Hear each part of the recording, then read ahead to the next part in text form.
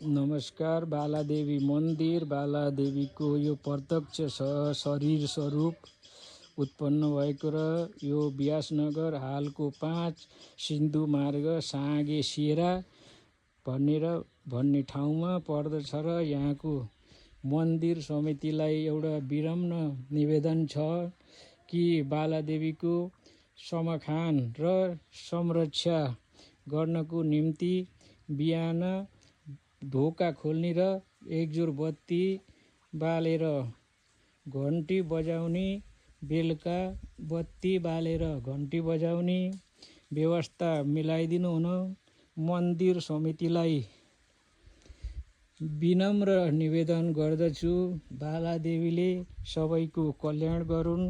इतिहास बुझ्ने हो भने यहाँका बुढापाकालाई सोध्नुहोला। गाउँमा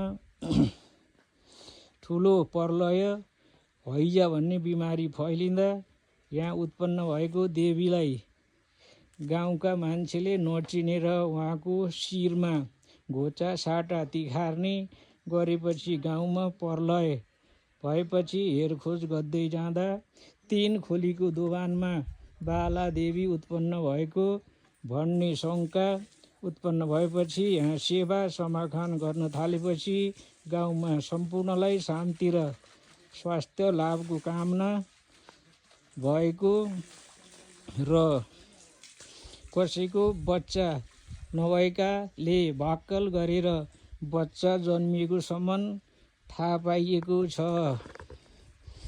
धन्यवाद।